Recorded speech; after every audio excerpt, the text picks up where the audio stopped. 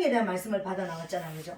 뭐 성령은 또 무엇이고 기름 부음은 또 무엇인가? 우리가 성령의 기름 부으심, 뭐 기름 부으심 여러 가지고 성령 충만 받으라, 기름 부음을 받으라, 뭐 또 여러 가지 어떤 말들이 있는데 어떻게 보면은 그러니까 하나님 안에서 이건 하나이지만 엄연하게 따져보면은요, 성령 우리가 태어나게 하고 우리를 자라게 하고 우리가 하나님의 말씀과 하나님의 영으로 충만하게 하는 것은 엄연하게 따지면은요, 우리 한 사람 한 사람 우리 개인을 위해서 우리가 태어나서 우리가 성장하게 하기 위해서 그 성령의 과정이 필요한 거예요.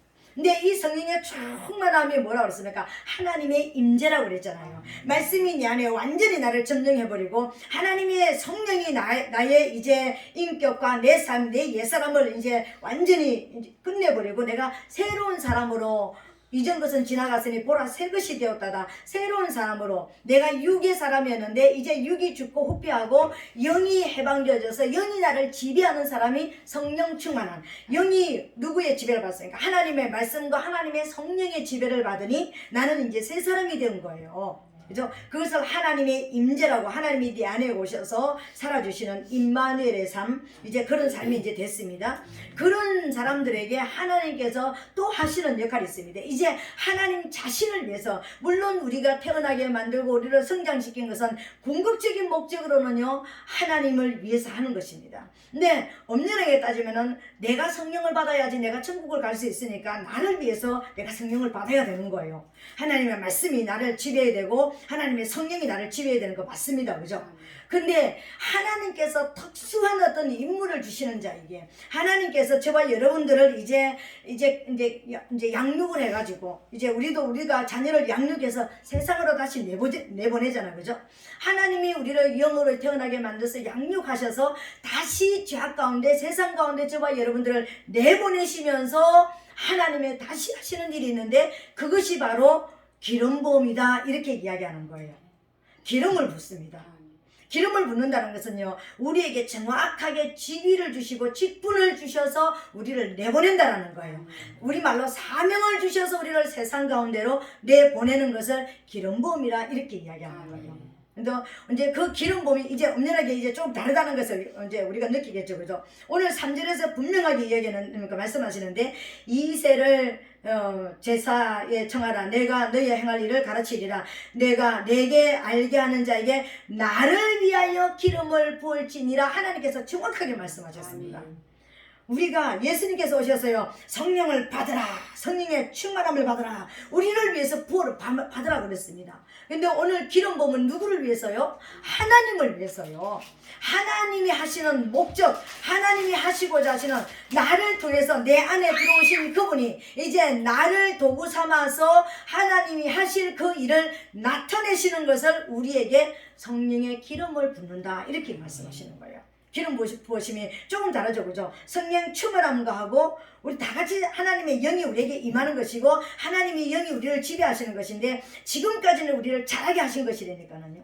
근데 자란 우리가 이제는 세상 가운데서 하나님의 자녀로서 하나님의 자녀다운 삶을 살면서 하나님의 나라를 회복하기 위해서 하나님의 뜻을 이루는, 원수를 멸하고 영혼을 살리기 위한 하나님의, 어떻게 보면 기름 부으심은 은사가 임하는 것이고 능력이 임하는 것이고 우리가 말하는 영적 재능이 임하는, 영적으로 하나님을 섬길 수 있는 영적 무기가 우리에게 주어지는 게 기름 부음입니다. 이게 조금 다른 거예요. 이 과정이 조금 다른 거예요. 우리가 성령을 받아서 우리를 자라게 하는, 우리를 훈련시키는 것도 광야였습니다. 그런데요, 기름 부음을 받고 나서 기름 부음이 진짜 있는지 없는지 우리를 다시 테스트하고 훈련시키는 것도 광야입니다, 여러분. 그래서 우리는 엄연하게 따지면 광야에서 2번의 훈련을 받는 거예요. 똑같은 광야에서 훈련을 받는데, 내가 자라기 위해서 받는 훈련, 내가 뼈가 자랐고 내가 그곳에서 내가 습득하고 훈련받았고 경험했던 그곳을 다시 보내가지고요, 진짜 내가 하나님의 자녀로서 하나님의 사람으로서 내가 살아낼 수 있는 그런, 정말 그것을 다시 한번 우리가 훈련을 하면서 다시 기름 부음 안으로 다시 이제 들어가는데, 이 기름 부음에 우리가 성령의 성령을 우리가 받아서 성령의 충만하면 하나님의 임재가 우리 안에 들어오시는 거라고 그랬잖아요. 그죠? 그럼 기름 부으심의 목적은 뭐냐면 내가 왕권을 가지고 이제 심판권을 가지고 하나님의 뜻을 이루는, 하나님의 목적을 이루는 이런 것이 조금 다르는 거예요. 물론 하나님의 임재가 있고 하나님이 하시는 모든 일들은 다 같습니다, 여러분. 그러나 조금 성령 충만함이라는 단어하고 엄연하게 따지면 기름 부으심이라고 하는 단어는 조금 다른 의미를 가지고 있다는 것입니다. 나를 위해서 성령을 받고 하나님을 위해서 기름 부음을 받고, 그러니까 저와 여러분 모든 사람들은 성령의 충만함을 받아서 어디까지 나가야 되냐면은 기름 부음 안에까지 들어가야 되는 거예요. 근데 우리가 기름 부음이라고 그러면은요, 기름 부음이 뭐지? 기름 부음이라는 것은 메시아, 구원자라는 뜻이잖아요. 그죠? 하나님의 일을 하기 위해서, 하나님의 일을 맡기기 위해서 직분을 주시고 지지를 주시는 것을 기름 부음이라고 엄연하게 구약에 보면 말씀하시고 계십니다. 그래서 어떤 사람들에게 기름을 부었습니까? 특별하게 구별된 세 종류의 사람에게 기름을 부었습니다. 왕에게 기름을 부었고요, 선지자에게 기름을 부었고요, 제사장에게 기름을 부었습니다. 근데 신약에 와서는요, 예수 그리스도에게 하나님께서 직접 기름을 부으시는 것입니다. 근데 성경에 보면은 목사님, 하나님이 예수님에게 언제 기름을 부었습니까? 제사장처럼 구약처럼 실제적으로 기름불을 채가지고 언제 부었습니까? 예수님에게 실제적으로 기름불을 채가지고 이렇게 붓는 이런 역사는 없었습니다. 근데 예수님께서 이제 30세가 되었을 때 어디로 갔습니까? 세례 요한이 지금 세례를 베푸는 요단강으로 나갔습니다. 요단강에 나갔을 때 막 백성들이 와가지고 세례 요한이 말씀하니까 회개하라, 천국이 가까웠다, 너희에게 천국이 지금 오고 있다, 천국 가려 그러면 빨리 죄 씻으라, 막 이런 식으로 이렇게 지금 이제 회개의 세례를 지금 베풀고 있는 상태였습니다. 근데 거기에 한 분이 딱 오셔서 서셨어요. 그분이 예수님이셨습니다. 세례 요한이 뭐라 했습니까? 내가 예수님에게 세례를 받아야 되는데 어떻게 나한테 세례를 받으시려고 하십니까? 그리 하시면 아니 됩니다. 이제 이렇게 말씀하실 때, 아니다, 하나님의 모든 뜻을 이루기 위해서 내가 여기서 세례 받는 것이 맞다. 왜요? 예수님은 세상 죄를 지고 가셨잖아요. 우리 세상 모든 죄를 딱, 예수님은 죄인이 아닙니다. 세례라는 것은 죄에 대해서 죽는 걸 말하는 거예요. 죄를 씻어버리는 것을 말하는데, 예수님은 사실 죄를 씻어버릴 수 있는 죄인이 아니잖아요. 근데 모든 우리의 죄를 지고 가시는, 죽어주시는 것을 표상하기 위해서 세상 죄를 지고 가는 어린 양이로다 했어요. 이제 요단강에서 세례를 받으시는 거예요. 죄에 대해서 완전히 죽으시는 그런 것을 이제 나타내시는 것입니다. 이 세례 받으시는 이 예수님이 세례를 받으시는 것을요, 이제 많은 신학자들이 뭐냐면은 왕의 대관식이다, 왕으로서 이제 등극하는 왕의 대관식이다. 영국에 지금 찰스 3세, 찰스 황태자로 지금까지 있었잖아요. 엄마가 너무 오래 살아가, 그죠? 근데 호호 할아버지가 됐는데 내년 5월달, 내년 봄인가 왕의 대관식을 한대요. 그러니까 어마어마한 왕의 대관식이, 영국의 왕의 대관식은 어마어마한 그런 엄청난 그런 어떤 의식을 가지고 행사를 하는 그런 것이죠, 그죠? 오늘 저와 여러분, 예수님께서 세상 모든 죄를 다 요단강에 묻어버리고 이제 올라왔을 때 왕의 대관식이 일어나는데, 왕의 대관식이, 예수님의 왕의 대관식이 그렇게 초라했을까? 우리 그렇게 생각하면 안 되는 거예요. 왕의 대관식이 어떻게 일어났습니까? 예수님이 세례를 받고 딱 요단강에서 물 위로 이렇게 머리가 딱 나오는 순간에 어떤 역사가 일어났습니까? 하늘이 쫙 열려버렸어요. 하늘이 쫙 열리면서 거기에서요, 성령이 내려오시는데 어떤 형태를 가지고 내려왔습니까? 비둘기의 형체를 가지고 내려왔습니다. 성령이 비둘기의 형체를 가지고 내려왔다라는 것은요, 비둘기는 무엇을 상징하는 거예요? 평화를 상징하는 거예요. 한쪽에 다른 어떤 의미도 있지만 눈에 보이는 또 한 면은 평화를 상징하는 거예요. 이 말은 뭐냐면은 평화의 왕이 바로 이분이다. 우리가 평화의 왕을 기다리잖아요. 유대인들이 오랜 시간 동안 지금 유대의 왕을 기다리고 있는 거예요. 자기를 구원해 주시러 오시는, 아들을 낳으니 저가 자기 백성을 저희 죄 가운데서 구원할 자이시다. 예수님께서 태어나실 때 마리아에게 약속하신 것입니다. 그 구원자, 그 구세주를 지금 유대인들이 지금 기다리고 있는 거예요. 창세기 3장 15절부터 아들의 그러니까 여자의 몸으로 구원자가 올 것이라고 약속하셨고요. 우리가 또 시편 2장 7절에 보니까 보라 내가 오늘날 아들 낳도다. 하나님께서 아들을 지금 낳도다라고 지금 말씀하셨습니다.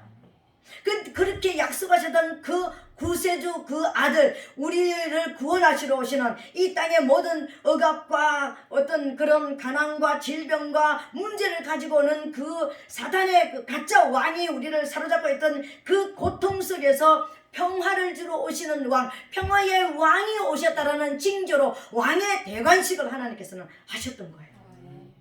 이게 기름 부음이었습니다, 여러분.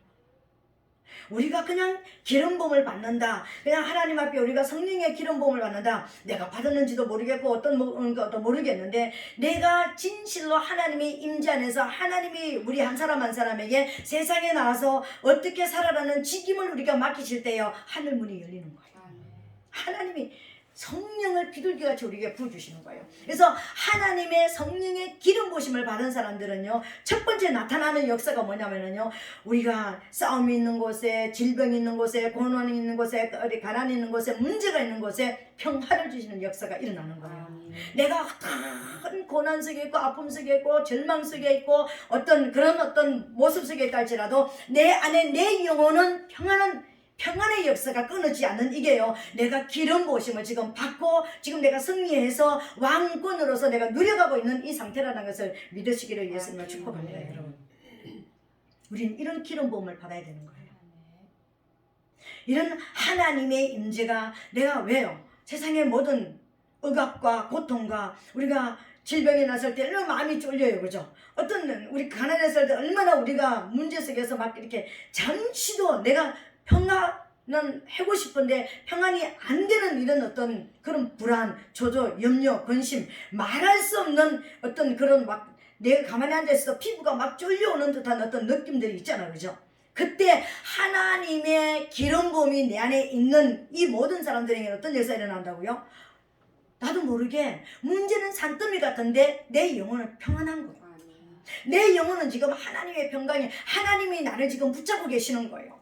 이게 지금 기름 부음 받은 사람들의 특성이고 이렇게 나타나는 현상인 거예요. 내가 왜 이렇게 기뻐해야 될지 모르겠어. 내가 왜 이렇게 평안한지 모르겠어. 내가 이렇게 문제를 쳐다보면은 지금 내가 막 그냥 뒤로 넘어졌다가 앞으로 넘어졌다가 그냥 이렇게 해야 되는데 지금 그래 나 하나님이 날 믿었고 하나님 날 사랑하시고 내가 하나님을 사랑하는데 나 지금 내 인생이 끝난다 할지라도 나는 하나님 앞에 감사야. 이게 하나님의 기름 부음, 하나님의 영이 나에게 부어진 사람의 현상인 것입니다, 여러분.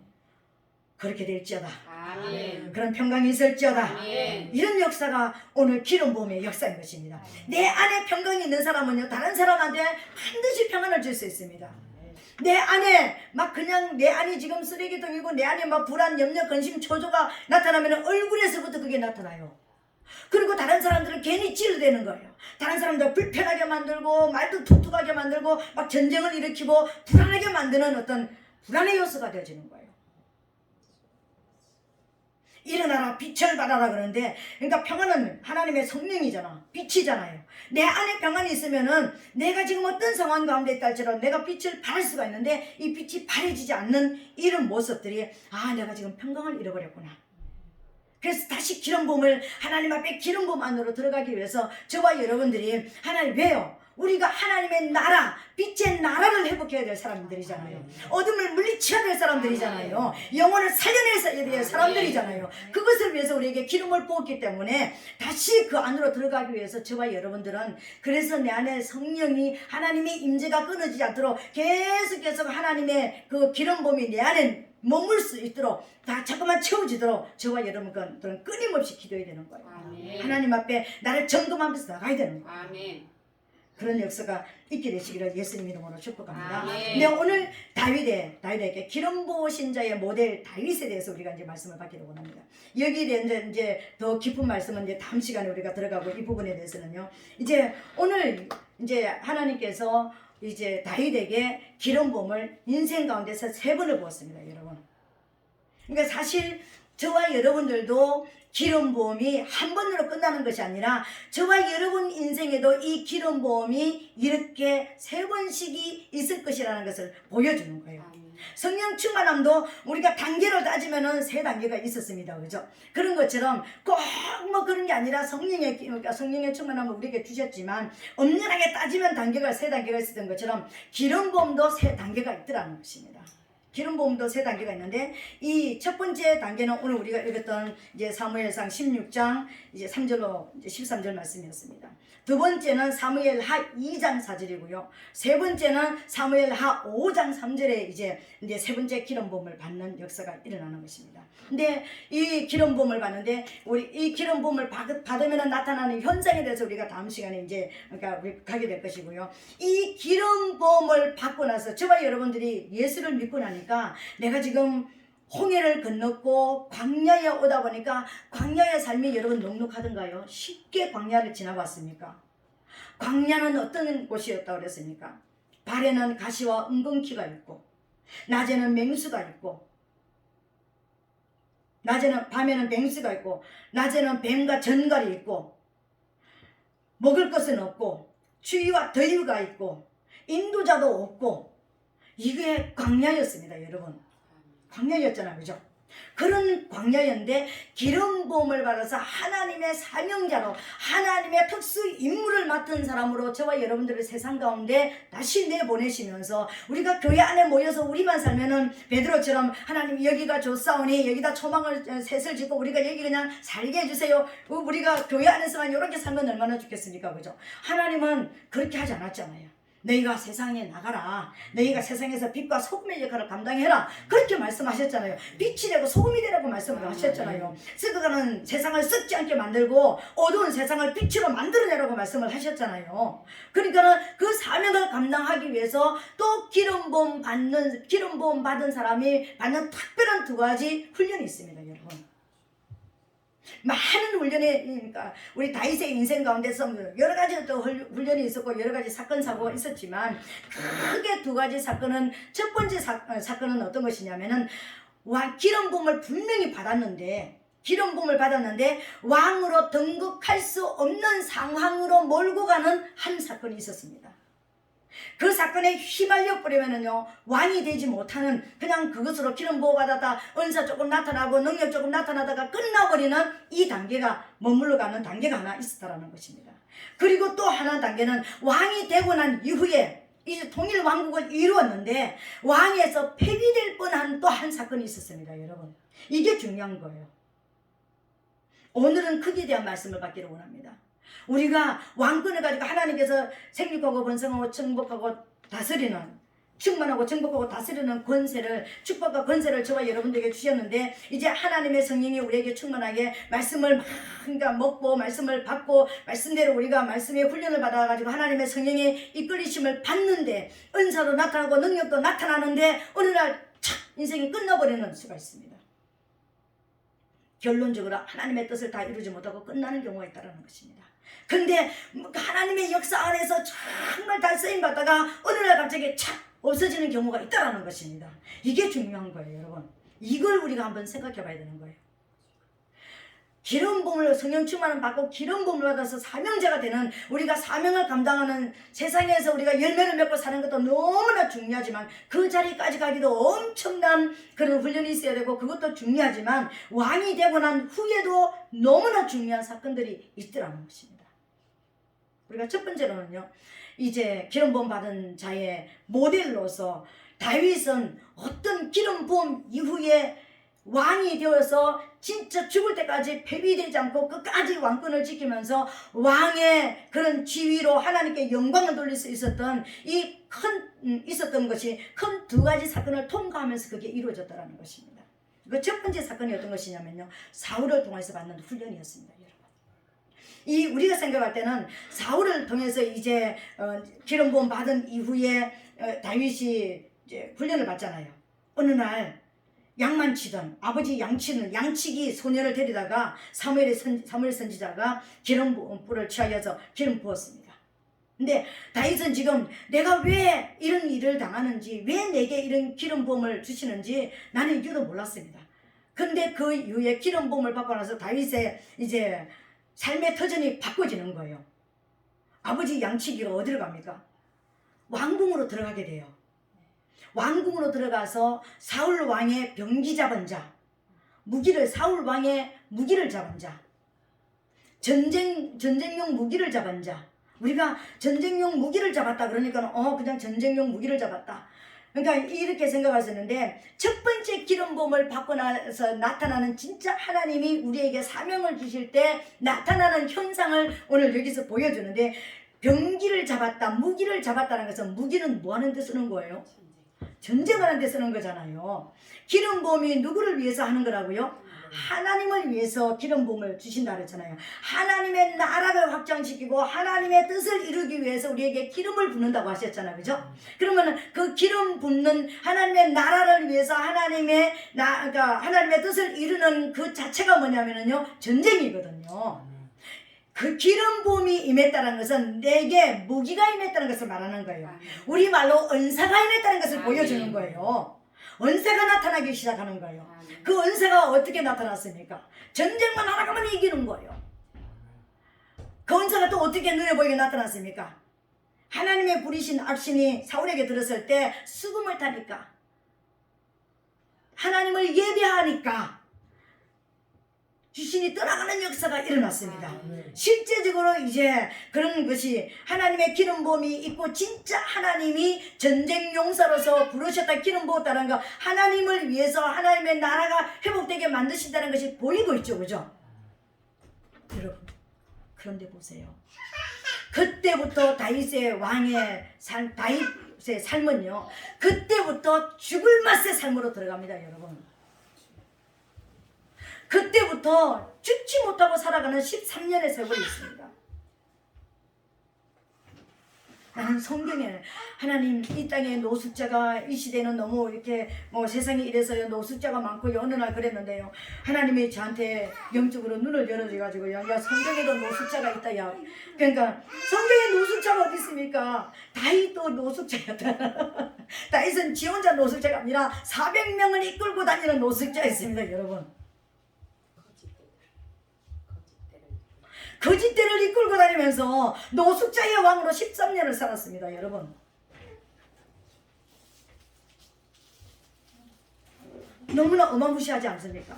하나님이 주시는 우리는 그랬습니다. 하나님께서 우리에게 사명을 주실 때 우리 먹을 것도 주시고 입을 것도 주시고 집도 주시고 다 주십니다. 아니요, 은사는 왔는데, 능력은 왔는데, 성령의 역사는 일어나는데 내게 아무것도 없는 것을, 내 삶을, 내 보금자리를 흩어버리십니다. 기름 부음이 오고 나면은요, 쫙쫙 거지가 되게 만듭니다. 여러분, 어느 정도 거지가 되게 만드느냐, 나발 같은 사람한테도 멸시를 받는 비참한 데까지 가게 만드는 것입니다. 여러분, 정말 비참하게 만들어버립니다. 그건 누굴 통해서 합니까? 가장 나를 아끼고 가장 나를 사랑해야 될 내 장인, 나의 왕이 나를 키워줘야 되고 나를 성군으로 만들어줘야 될 이 사람이 나를 잡아 죽이려고 13년을 쫓아다닙니다. 이건 뭘 말하는 걸까요? 하나님께서 왜 사울의 그 삶을 이렇게 보여주시면서 왜 다윗에게 그런 훈련을 시키셨을까요? 사울 왕이 많은 일들이 있었지만 큰 역사가 뭐냐면요, 사울이 왕이 되고 나서, 사울이 왕이 되기 전에 사울의 모습은 어떤 모습이었습니까? 아버지가 나귀를 잃어버렸을 때, 아들아 가서 나귀 찾아와라. 아버지의 말에 100% 순종하는 아들이었습니다. 신하가 자기하고 옆에 있는 자기 종이, 주인님 이렇게 못 찾으니까 우리가 저기 가서 물어보고, 이제 사무엘에게 물어보고 우리 어디 있는지 이렇게 물어보러 갑시다. 그랬을 때 종의 말도 겸허하게 받아들일 수 있는 겸손한 사람이었습니다. 왕으로 추대받을 때 행구 뒤에 숨을 만큼 겸손한 사람이었습니다. 어떻게 내 자리는, 나는 그런 거 아닙니다. 그 자리를 고사할 수 있는 이런 사람이었습니다.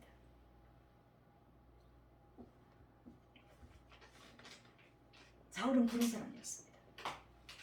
그리고 왕이 되고 나서 자기가 왕이 되는 것을 싫어했던 사람들을 다 수용하고 살려주는 아주 대범한 그런 모습을 보이는 그런 사람이었습니다. 인간적으로 보면은요, 키도 모든 이스라엘 백성보다 한자나 키고 훤칠하고 멋있고 왕으로서 손색이 없는 사람이었습니다. 인간적으로 보면은 모양부터, 육적인 모양부터 시작했어요.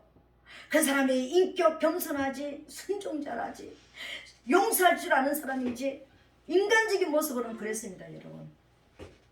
그런데 이 사울이 하나님 앞에서는 어떤 삶을 살았을까요? 이렇게 하나님 앞에 이런 인간적인 모습으로는 왕으로서 왕을 달라고 외치는 이스라엘 백성들에게는 손색이 없는, 정말 왕이 될 만한, 그 사람보다 더 왕으로 올라갈 사람이 없을 만한 완벽한 왕의 모습을 가지고 있었습니다. 그런데 영으로 돌아와서 하나님 앞에 사울의 모습은 어떤 모습이었을까요? 왕으로 등극하고 나서 이 사울 왕이 어떤 실수를 하게 되냐면, 어떤 하나님 앞에 잘못을 하게 되냐면은, 블레셋과 전쟁을 하기 위해서 백성을 모았습니다. 그런데 거기서 이제 하나님 앞에 예배를 드리고, 하나님 누가 먼저, 우리가 구약적으로 보면은 어느 사람이 어느 지파가 먼저 올라갈까요? 어떻게 싸울까요? 그걸 물어보러 예배를 드려야 되는데, 예배를 집전하는 사무엘이 늦게 오는 거예요. 그런데 이제 저늘이 막 흩어지고 있는 거예요. 막 아유 우리 가야 돼, 집에 가야 돼, 집에 가야 돼, 뭐 그러면서 뭐 하나 아무것도 시키지도 않고 우리를 외리고 있어요. 이제 집에 막 가려고 막 그러는 거예요. 그러니까는 이제 불안한 거예요.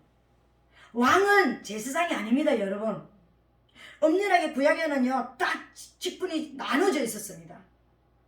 왕은 왕의 직분만 감당해야 되는 거예요. 근데 백성들이 막 흩어지고 그러니까 백성들을 모으기 위해서요, 부득이 제사를 드렸습니다. 제사장이 드려야 될 제사를 내가 드려버렸습니다. 이건 뭘 말하냐면요, 예배를 경멸했다는 것입니다. 예배를 경시했다는 것입니다.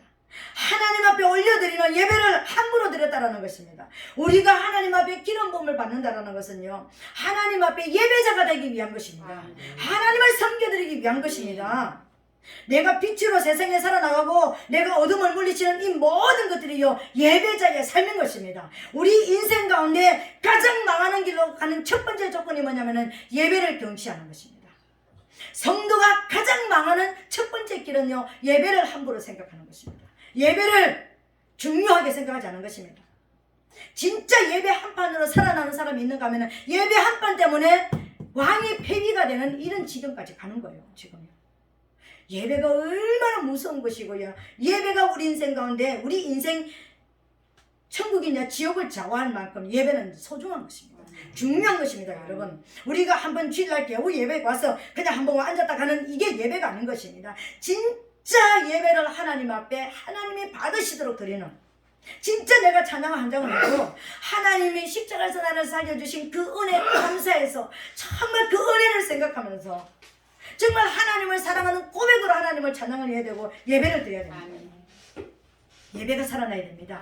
예배가 살아나면 우리 영혼은 살아납니다. 예배가 살아나는 가정은요, 그 가정은 살아나는 가정입니다. 예배가 살아나면 우리 교회가 살아납니다, 여러분. 우리 교회의 부흥은 예배에 있습니다, 여러분.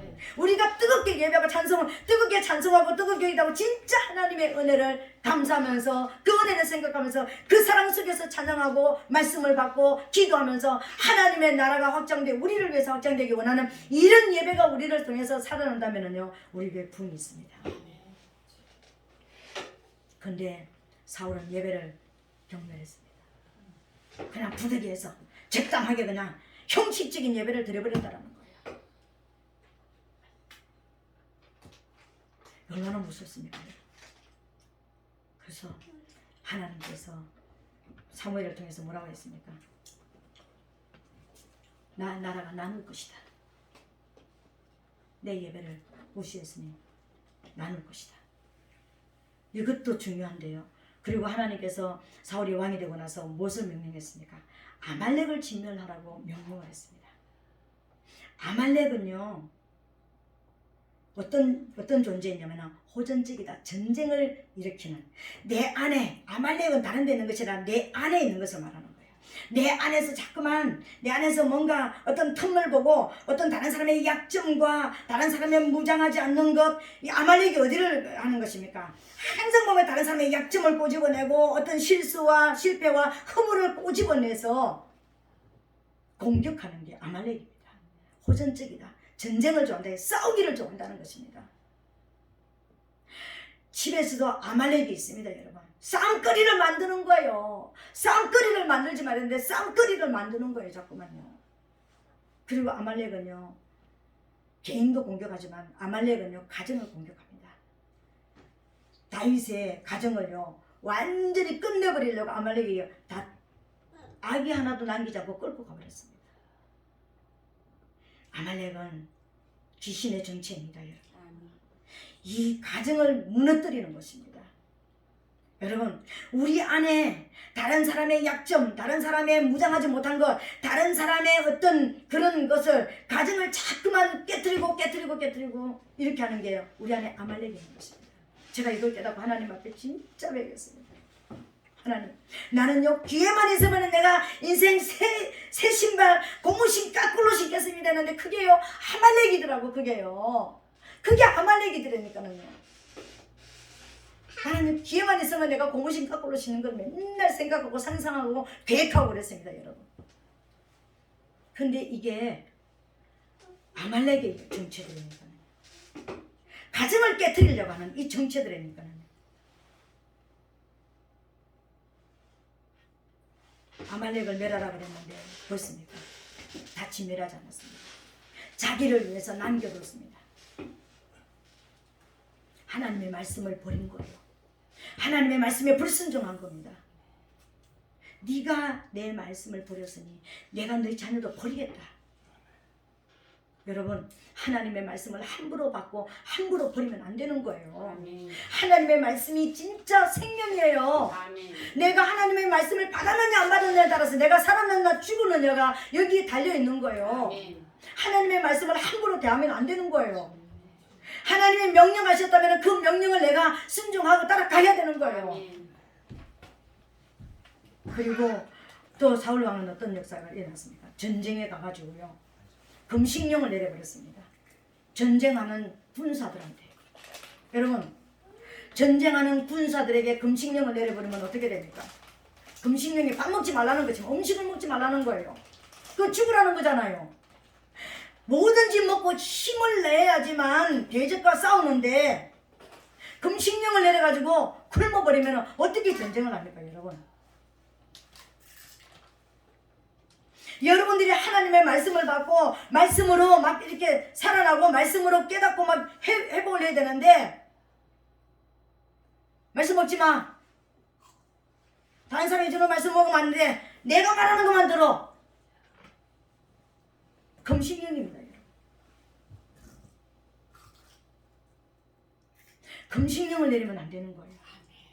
하나님의 백성들은요, 막 먹어야 돼요. 우리가 군대잖아, 군인들이잖아요. 막 단단한 식물을 먹고 내가 먹이지 못하는 곳 말씀 다른 목사님들을 통해 가지고 먹고 막 힘이 나서 하나님 앞에 헌신하고 봉사하고 충성하고 하나님 나라를 확장하도록 만들어줘야 되는 거예요. 그런데 전쟁 중에 있는 백성들에게, 군사들에게 금식령을 내려버리면요, 힘이 없어서 어느져 다 죽으려는 거예요.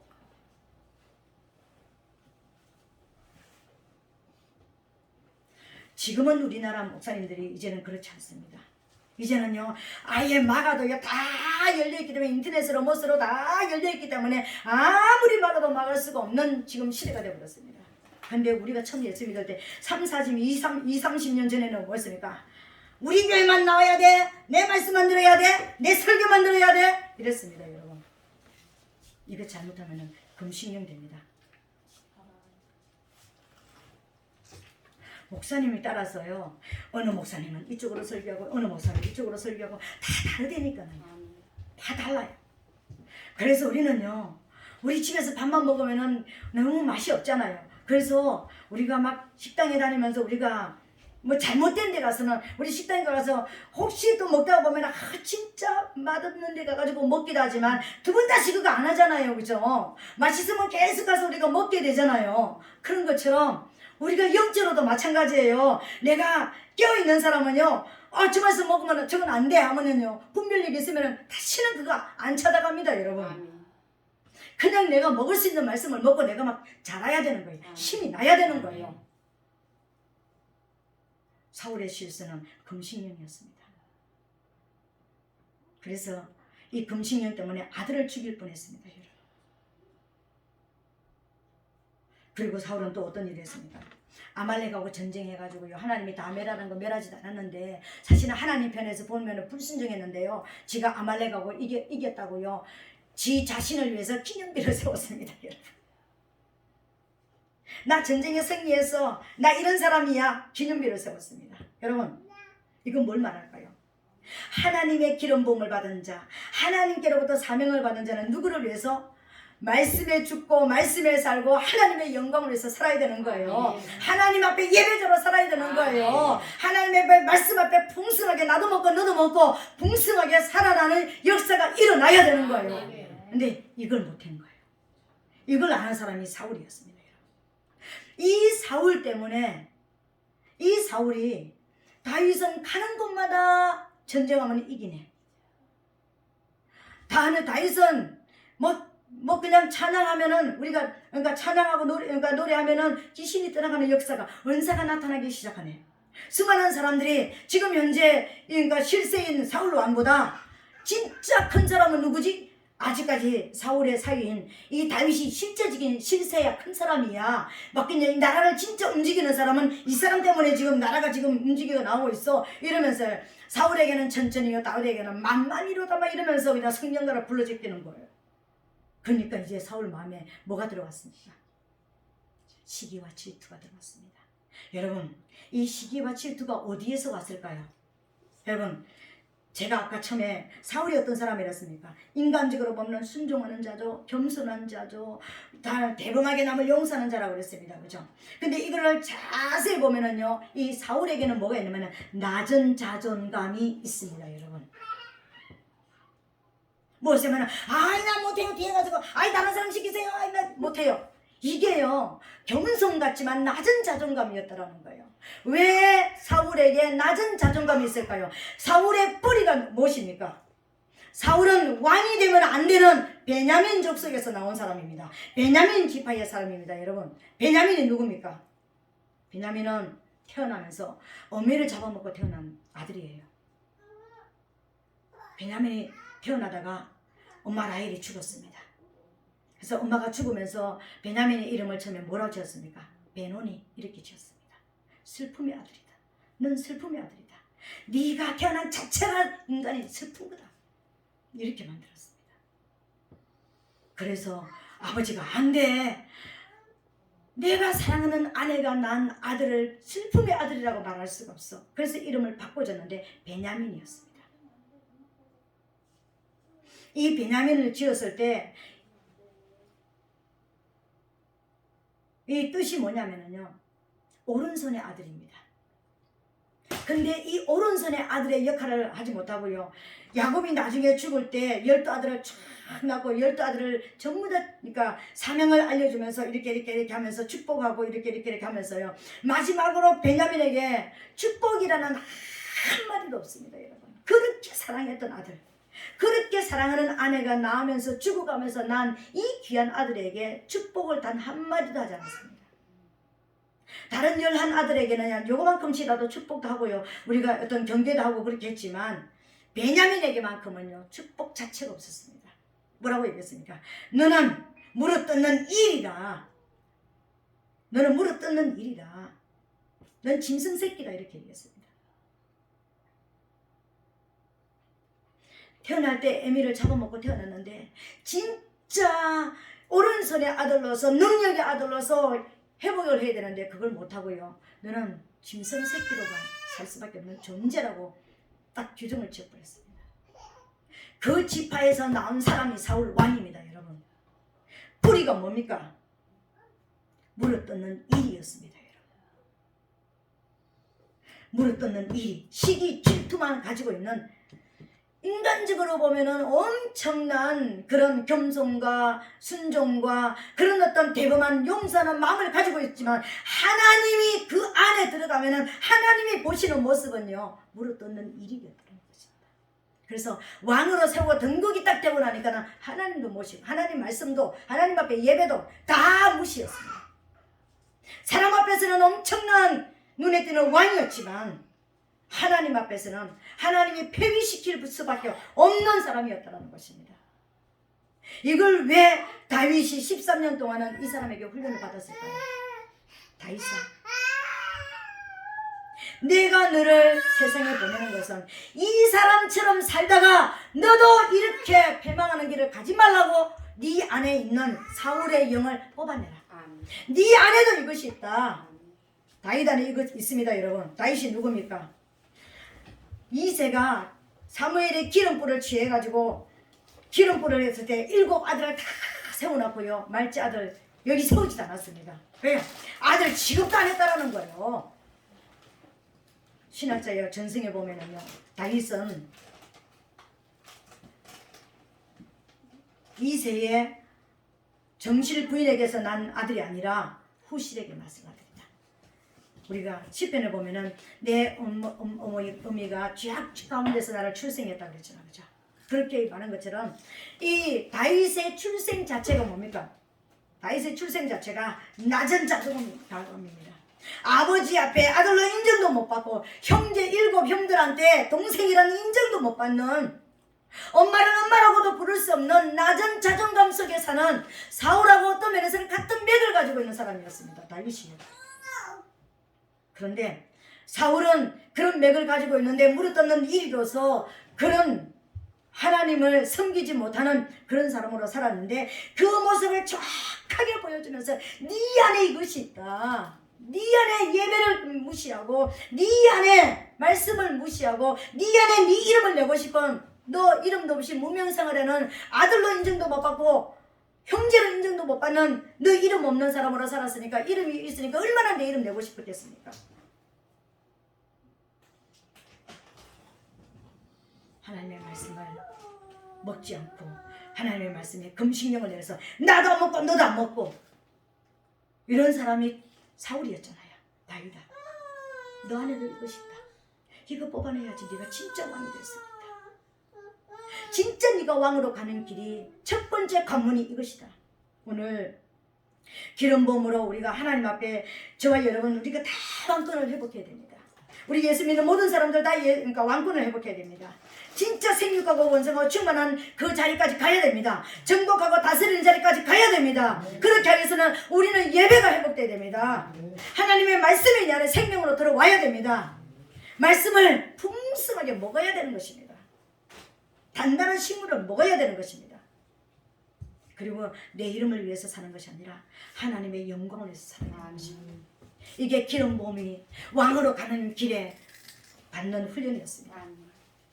우리 시간 같지만 왕이 되고 나서, 통일왕국이 이루어지고 나서 이제 왕으로서 흩어졌던 유다와 이스라엘에 이제 흩어지고 나서 다시 모아서 12지파를 다스리는 통일왕국을 세운 이 다윗에게 또 엄청난 위기가 왔습니다. 많은 위기 가운데서 왕으로서 내쫓기는 위기가 왔습니다. 그게 언제였습니까? 아들 압살롬에게 내쫓기는, 도망자 신세가 되는, 분명히 왕이었는데 도망자 신세가 되는 이런 상황이 또 벌어졌습니다. 여러분, 우리가 왕권을 받아서 하나님 앞에 내가 하나님의 나라를 확장하고 나도 예수 믿고 우리 가정도 회복시키고 우리 교회도 내가 부흥의 어떤 역할을 감당하고 우리 지역도 살아고 내 주위에 있는 사람들을 살려내는 어떤 역할을 하게 되면은요, 이제는 어떻게 됩니까? 안일에 빠지게 되어지겠죠. 이제는 무엇을 만들겠습니까? 눈에 보이는 이제 내 마음에 안 드는 놈들을 찾아 나도 모르게 이제 어떤 청정을 만들어가는 어떤 모습이 되겠죠, 그죠? 그래서 내 안에 뭐가 이제 사울의 영은 쫓아냈는데 내 안에 뭐가 있느냐면요, 압살롬이 일어나기 시작하는 거예요. 압살롬은 어떤 사람이냐면은 다윗 왕의 셋째 아들이었습니다. 이 압살롬은요, 머리끝부터 정수리부터 발끝까지 흠이 없더라고 했습니다. 여러분, 사울 왕보다 더 뛰어난 완벽한 오늘 말하면 무슨 연예인보다 뛰어난 연예인이었습니다. 연예인도 많이 있지만 뛰어난 사람 몇 사람 있는 것처럼, 그죠? 장명근 아이돌. 네, 그런 사람이 바로 압살롬이었습니다. 흠이 없는 사람이었습니다. 그런데 이 압살롬이 이제 꿈을 압살롬이 살아나기 시작하는 때가 언제입니까? 압살롬의 여자 동생 하나가 있었습니다. 다말. 근데 이 압살롬의 이 여자 동생을요, 자기 첫 번째 형 암논이가 강간을 해버렸습니다. 그래서 자기 동생은 평생 시집을 갈 수 없는 슬픈 인생이 됐습니다. 형제지간에 그런 일들이 일어나 버렸습니다. 그러니까 배달한 형이죠.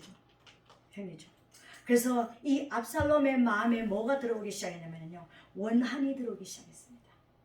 미움이 들어오기 시작했습니다. 절대로 용서하지 못하는 마음이 들어왔습니다, 여러분. 압살롬의 영은요, 용서하지 못하는 영입니다, 여러분. 우리가 세상을 살다 보면은요, 용서받아야 될 일도 무지무지 많지만은요, 용서를 해야 이해를 하고 넘어가야 될 일들이 너무 많습니다, 여러분. 가정의 부부관계도 이해를 하고 넘어가야 될 일이요, 하루에도 몇 번씩 일어날 수가 있습니다. 우리 안에 용서하지 못하는 마음이 있는 거예요. 네가 젊었을 때 나를 그렇게 힘들게 했으니까 넌 늙었어, 이제 봐라. 네가 언제 그 사건 가지고 나를 이렇게 괴롭혔으니까 이제 전세가 이제 뒤집어졌으면 이제 그 힘이 막 이게 나오기 시작하는 거예요. 이게 뭡니까? 내가 미워하는 줄도 몰랐는데, 용서 안 하고 산 줄도 몰랐는데, 이제는 상황이 딱 바뀌고 보니까는요, 내가 용서하지 못하는 마음이 내 안에서 막 부글부글 끓어오르기 시작하는 거예요. 근데 어디까지 갔습니까? 그 형을 죽이는 데까지 가버렸습니다, 여러분. 우리에게 용서하지 못하는 마음은 그 사람을 아주 죽여야지만 그 사람을 망하게까지 가는 그 일을 하는 것입니다, 여러분. 이게 얼마나 무서운 줄 아세요? 그 사람을 죽이기까지 내 안이 죽는 거예요. 내 안에 이제 은혜라는 것은, 사랑이라는 것은 다 말라버리는 거예요. 용서하지 못하는 어떤 사건이 있다면, 용서하지 못하는 어떤 일들이 있다면요, 이제 용서해야 됩니다.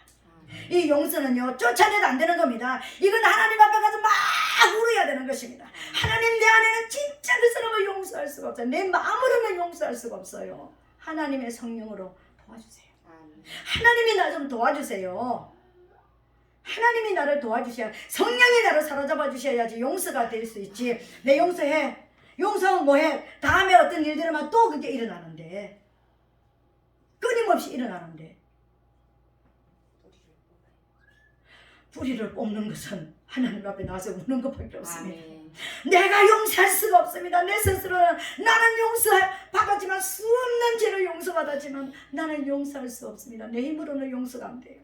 내 힘으로는 이해가 안 됩니다. 저 인간 이해가 안 되는 거예요. 억울한 이 원한의 영을요, 회개하면서 하나님 앞에 나와서 하나님이 내 안에서 그 영이 떠나가게 해달라고, 내 안에서 뿌리가 뽑히게 해달라고요, 하나님 앞에 여러분 이게 기도하면서 울어야 되는 거예요. 아멘. 또 이 압살롬은 어떤 사람이었습니까? 이런 안에 원하는 이렇게 가지고 용서는 못하고 이게 하나를 딱 가지고 있습니다. 그죠? 이게 나중에는 이게 어떻게 자랍니까? 이게 은변으로 나오기 시작하는 거예요. 이게 안에 있는 이것이 이제 나를 변론하는 은변으로 나오기 시작하는 거예요. 그래서 다윗 앞에, 그러니까 이제 다윗 앞에 찾아가는 아버지 앞에 찾아가는 사람을 전부 다 내 편을 만들었습니다. 쿠데타의 용사들로 다 만들어버렸습니다. 아버지 앞에 찾아가는 아버지의 신하를 전부 다 내 신하로 만들어버렸습니다. 90% 이상을. 얼마나 은별에 능통합니까? 내 안에 있는 용서하지 못하는 마음은요, 뭘 하는 것입니까? 나를 아주 그냥 합리화시키고 나를 포장해서 내 편을 만들어가는 거예요. 내 편을. 내가 하나님 앞에 발가벗겨가지고 내가 씻겨져야 되고 내가 울어가지고 내가 회개해야 되고 씻어내야 되는 것을 이제 그것을 가지고 내 편을 만들어가는 거예요. 내 편을. 그래가지고 결국 뭐 했습니까? 쿠데타 일으켰습니다. 아버지를 왕궁에서 밀어내버렸습니다. 용서하지 못하는 것이 이렇게 무서운 것인가요? 근데 이 용서하지 못하는 마음을 가지고 이 뛰어난 이 언변을 가지고 내 편을 만들었지만 결국 어떻게 죽습니까? 머리끝부터 정수리서부터 발끝까지 완벽하게 준수했고 머리털이 다른 사람보다 몇 배로 많고 이렇게 했던 그 머리털, 그 멋있는 그 머리털 때문에 죽었습니다. 여러분 나는 이걸 딱 읽으면서 생각났습니다. 창세기에 나오는 모리아산에서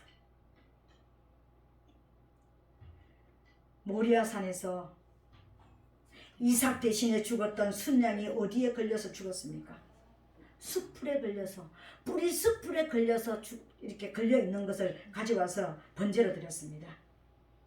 그 숲풀이 뭘 의미하는 것입니까? 자기 꾀를 얘기하는 것입니다. 이 엄청나게 많았던 멋있고 이 아름다웠던 이 부한 이 머리카락이 결국 압살롬의 꾀였다는 거예요. 내가 용서하지 못하는 마음을 가지고 있으면 자꾸만 내 꾀를 만들어내는 거예요. 내 꾀를 가지고 인간적인 내 편은 만들 수 있지만 결국 뭐 때문에 죽는다고요? 내 꾀에 죽는 것입니다. 용서하지 못하는 마음이 이렇게 무서운 거예요. 이해하지 못하는 것이 이렇게 무서운 것입니다. 여러분 혹시 부모들에게 상처를 받았다면, 어릴 때 선생님들에게 상처를 받았다면, 뭐 배우자에게 상처를 받았다면, 자녀에게까지라도 상처를 받았다면 그 상처받던 그 마음을 하나님 앞에 가지고 나와야 됩니다. 하나님, 나 이 인간 때문에 상처가 너무 심해요. 내 가슴이 너무 아파요. 그러니까 이걸 좀 씻어주세요. 이것 때문에 내 꾀가 살아나지 못하도록 하나님, 내가 하나님 앞에 내어드립니다. 십자가에 못 박아주세요. 그리고 하나님의 사랑으로 내 안에 채워주세요. 하나님의 긍휼로 내 안에 채워주세요. 내가 그런 죄악에서도 용서받았던 것처럼 나도 저 사람을 용서할 수 있는 긍휼의 마음, 사랑은 모든 허물을 덮는다고 했으니 내 안에도 모든 허물을 덮어줄 수 있는 사랑의 마음이 내 안에 들어오게 해주세요.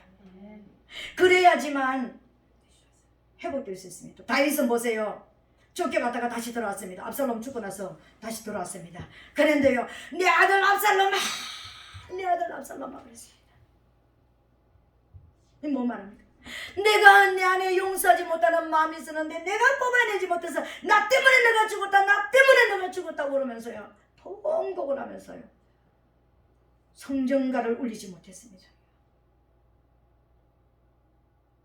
우리도 그런 실수할 수 있습니다. 우리도 신앙생활 하다가 은사가 있고 능력이 있고 우리도 하나님 앞에 우리 살아가다가 우리도 용서하지 못하는 일들이 생길 수 있습니다. 너무나 우리를 괴롭히는 어떤 훈련 가운데 들어가면은 진짜 그 인간 생각하면은 몸소리가 쳐지는 그런 사람들도 만날 수 있습니다. 그런데 뭐 해야 된다고요? 그것 때문에 하나님이 나에게 준 왕권을 빼앗길 수가 있다는 것을 우리가 알아야 되는 것입니다. 이거 빼앗기면 아무것도 아니에요. 이거 빼앗기면 다시 지옥입니다. 우리 삶도 지옥이고요. 하나님 앞에 임무를 완수하지 못한 거예요. 근데 다윗은요, 끝까지 용서와 사랑으로 임무를 완수하고 죽었습니다. 이겼다라는 거예요. 내 아들 압살롬아, 이게 뭡니까? 내 안에 있는 원한, 내 안에 있는, 그래서 이 다윗은요, 자기를 그렇게 나중에 이렇게 배반하고 이렇게 갔던 사람들 자기 손으로 죽이지 않고요, 솔로몬에게 네가 지혜 있는 자이니까 네가 알아서 해결해라, 이렇게 했습니다. 오늘 하나님은 저와 여러분들에게 기름을 부으시기를 원하세요. 하나님의 영으로 충만한 사람으로 끝나는 것이 아니라 이제 우리를 세상 가운데 내보내서 우리를 가정으로 파송하고 우리를 선교사로 파송하고 우리 있는 일자리로 우리를 파송해서 하나님의 빛과 하나님의 뜻을 이루는 사람, 하나님의 나라를 회복하는 사람으로 만들어가기를 원하세요. 그런데 하나님께서 우리에게 기름을 붓고 우리를 사명을 주시는 동시에 우리에게 죽을 만큼 힘든 과정이 우리에게 있다는 것도 알아야 되는 것입니다. 왜 내게 성령을 주셨는데 왜 내가 이 일을 하는데도 내가 왜 이렇게 어렵습니까? 저는요 이게요 너무나 안 믿어졌고요, 너무나 하나님 앞에 제가 이게 왜 내가 성령 못 받았습니까? 내가 못 받은 거예요? 잘못 받은 거예요? 이럴 수밖에 없는 그런 시간들이 있었습니다. 근데 내 안에 사울의 영이 있더라는 것입니다. 하나님의 예배를 무시하고 경시하고 하나님의 말씀을 던져버리고 안 믿어져요 그러면서 던져버리고 하나님의 말씀을 먹어야 되는데 안 먹어주고 하나님의 영광보다 내 이름 내고 싶은 이게 내 안에 있더라는 것입니다. 여러분, 왕으로 가는 길에는 이게 없어야 됩니다. 이게 없어져야지만 왕으로 갈 수 있습니다. 사울이 죽고 나서 다윗은 뭐가 됐습니까? 유대 왕이 됩니다. 여러분, 내 안에 사울이 죽어야 됩니다. 쫓겨나야 됩니다. 내 안에 압살롬이 쫓겨나야지만 왕이 폐위가 되지 않습니다. 이것 두 가지만 지키면 기름 부은 사람으로서 기름 부음 받은 사람으로 끝까지 왕위를 지킬 수가 있습니다. 왕권을 가지고 살아갈 수 있습니다. 이제는 하나님 앞에 오늘 우리가 동성을 한번 기도하겠습니다. 받은 말씀을 가지고 하나님 정말 내게 기름 부어 주셔서 내게 사명을 주셔서 잘 감당케 도와주시되 하나님 내가 하나님의 사람으로 내가 잘 살게 도와주시되 내 안에 사울의 영을 쫓아내고 내 안에 압살롬의 영을 하나님 앞에 진짜 내가 이겨서 하나님의 사랑으로 채우는 사랑의 왕, 평강의 왕이 되게 도와주시옵소서.